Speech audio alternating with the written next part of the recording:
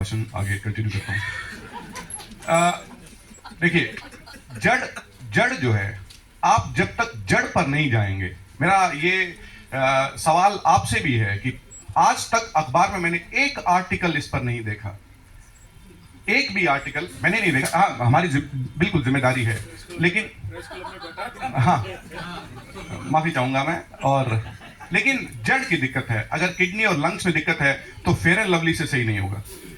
ये एक महत्वपूर्ण बात है।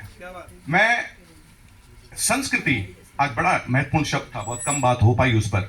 मैं कैसे सिर्फ जड़ तक के सवाल की मैं चर्चा करूंगा और अपनी बात को पूर्ण विराम दूंगा। संस्कृति क्या है, मैं कैसे उठता हूं, कैसे बैठता हूं, मैं बड़ों से कैसे बात करता हूं, मैं छोटों से कैसे बात करता हूं, ये मेरी संस्कृति है। शिक्षा उसका वाहक है, शिक्षा उसको मार्गदर्शन देता है, शिक्षा उसको दिशा देता है, शिक्षा मुझे जिम्मेदार बनाता है, शिक्षा मुझे सही और गलत का अंतर बताता है, शिक्षा मुझे संघर्षों से लड़ने की ताकत और समझ देता है। आपकी शिक्षा वैसी है ही नहीं, तो हमेशा एक सवाल रहेगा कि इस तकनीक का इस्तेमाल अच्छा है या बुरा है। आपके बच्चे की शिक्षा वो सड़ी हुई औपचारिकताओं की शिक्षा है। ये बहुत, मेरे ख्याल से सिचुएशन जितनी हम समझ रहे हैं उससे कई गुना ज्यादा गंभीर है। और ये मामला, क्योंकि आपकी शिक्षा संस्कृति से जुड़ी हुई नहीं है, वो इंग्लिश मीडियम और हिंदी मीडियम की लड़ाई है। आपको हिंदी मीडियम में बच्चा चला जाए तो कितनी दिक्कत होती है, हमारे को क्या दिक्कत है। आपको इन सब सवालों को जोड़ना पड़ेगा जड़ से कि what is my culture, does culture matter, क्या कल्चर मैटर करता है हमारे लिए।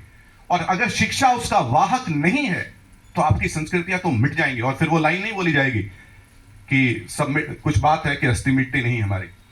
हमें इस बात पे बहुत ज्यादा जोर देना पड़ेगा कि हमारी शिक्षा में मूल्य परखता हो, मोरालिटी हो, नैतिकता हो, वो संस्कृति से जुड़ी हुई हो। आप नवाचार को इस्तेमाल कीजिए, 100 बार कीजिए, स्वागत है आपका।